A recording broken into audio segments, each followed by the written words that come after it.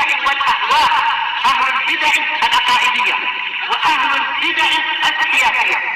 نقول بيننا وبينكم السلف، بيننا وبينكم الكتب، كان فيقول البدع. Bismillahirrahmanirrahim. Ada pertanyaan. Seorang muslim yang sangat jahil tentang agama melakukan perkara yang dilarang agama seperti berzina, mencuri, membunuh seorang muslim, apakah dapat ditegakkan padanya hukum syariat? Jawabannya adalah dapat. Karena sejahil-jahilnya dia, apakah dia tidak punya alat-alat komunikasi, dia tidak punya buku Al-Quran, tidak punya handphone. Mustahil orang sekarang tidak punya HP atau tidak punya teman yang mengajak dia untuk sholat. Dan tidak pernahkah ketika dia pergi ke masjid, kemudian khotib Jumat ataupun si imam ataupun orang-orang yang sholat itu sama sekali seumur hidup berpuluh-puluh tahun tak pernah bicara bahwasanya zina haram, mencuri haram, membunuh muslim haram. Ini mustahil. Mustahil.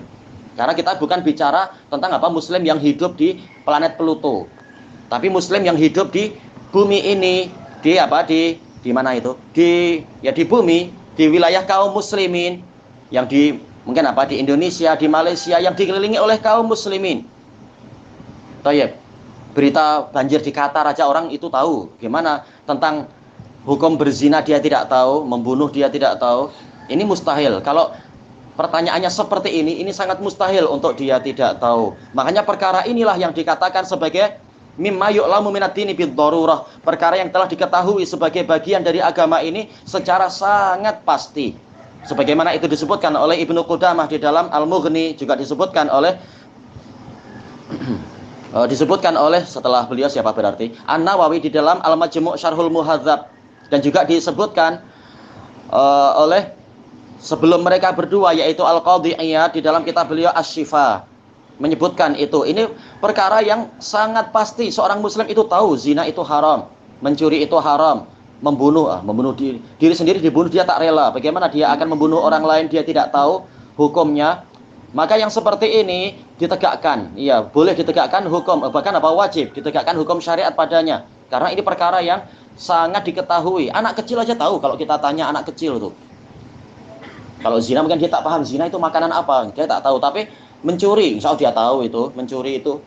Kecuali kalau mungkin baru mumayyiz, belum paham apa itu mencuri, membunuh. Yang penting kalau dia sudah tahu apa definisinya, sementara dia adalah seorang muslim dan dia bukan anak kecil, insya Allah dia tahu. Anak kecil aja banyak yang tahu. Baik, maka yang seperti ini boleh, dan bahkan wajib ditegakkan syariat, karena ini perkara yang sangat pasti diketahui. Sementara dia sudah muslim, sudah bersyahadat, kecuali kalau memang terbukti memang dia tinggal di tempat yang memang sama sekali tidak ada alat-alat komunikasi, tidak ada informasi, tidak ada teman yang memberitahu, memang terbukti. Baik. Maka secara teori pertanyaan pertama ini wajib ditegakkan syariat karena mustahil dia tidak tahu. Ini secara teorinya, secara kaidahnya.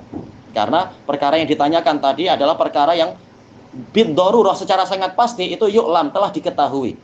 Kalau tidak tahu, bagaimana dia menjadi seorang muslim? Gimana dia tahu syahadat? Dia tahu dengan fitrah ataukah diajari orang? Mustahil orang hanya mengajari syahadat kemudian tidak mengingatkan masalah sholat, masalah membunuh itu haram, itu mustahil. Ini secara umum secara umum. Adapun kalau terbukti memang dia tidak tahu, bukan pura-pura tidak tahu, maka hukumnya jadi lain memang. Pertanyaan kedua, apakah kaidah maklum bid-darurah, perkara yang telah diketahui secara sangat pasti, dapat diterapkan pada muslim yang jarang sholat dengan menghukuminya sebagai orang kafir tanpa melihat mawani' dan syurut yang harus dipenuhi? Ini terbagi dua masalahnya. Secara teori, kalau dikatakan ini ma yu'lam minad bid-darurah, maka secara teori semua muslim tahu, mustahil muslim tidak tahu. Ini secara teorinya. Makanya sampai dikatakan bid-darurah, yaitu secara sangat pasti. Sesuai dengan namanya darurah, allati itarra ila qabuliha al-qalb, perkara yang jantung itu betul-betul terpaksa menerimanya karena sudah sangat pasti, dia sudah tahu itu. Contohnya adalah sholat, kata para ulama tadi. Mustahil muslim tidak tahu apa itu sholat. Baik. Itu secara teorinya. Adapun untuk penerapannya, maka banyak ulama mengingatkan bahwasanya sebelum itu diterapkan, kita tanya dulu. Karena boleh jadi, karena sekarang di dunia ini memang kejahilan sudah sangat merata, sangat merajalela. Sehingga banyak perkara yang mayu'lamu minaddin bid-darurah di zaman salaf, di zaman ini banyak yang tidak tahu. Seperti masalah ketinggian Allah di atas langit, banyak yang tidak tahu. Bahkan para kiai pun tidak tahu. Tidak tahu atau entah pura-pura tidak tahu karena syubhat atau apa. Tapi memang banyak yang tidak tahu, apalagi mad'unya tidak paham. Bahkan dulu ada orang sekian lama dia masuk Islam, orang Cina, dia datang ke Damaj, ditanya oleh Syekh Yahya, "Aina Allah?" Dia bilang, "Allah fil qalb." Dia enggak tahu. Karena memang walaupun sudah lama masuk Islam, tidak ada yang mengajari dia tentang ketinggian Allah. Padahal di dalam berbagai kitab akidah, masalah ketinggian Allah ini perkara yang telah diketahui sangat pasti di dalam agama ini. Nah, dalam situasi kejahilan yang banyak, maka perlu ditanya orang itu untuk kita menyingkap dia pura-pura tidak tahu atau memang betul-betul tidak ada yang memberitahu. Adapun untuk sholat ini sangat mustahil dia tidak tahu. Bahkan orang yang tidak mau ngaji, dia di sekolah pun nanti akan diajari sholat di dalam di dalam pelajaran agama. Jelas itu karena hatta sekolah-sekolah dasar aja diajari. Takkan dia tidak tahu, kecuali kalau terbukti saya nggak pernah sholat karena memang saya tak pernah sekolah. Loh, engkau tinggal di mana? Saya tertinggal di Kutub Utara. Di Kutub Utara sendiri katanya banyak alat komunikasi sekarang. Enggak, saya termasuk yang tidak pernah komunikasi. Yaitu itu masalahnya berarti untuk orang tertentu masih mungkin. Makanya banyak ulama mengatakan, yaitu sebelum ditegakkannya hukum, maka orang itu perlu diperiksa.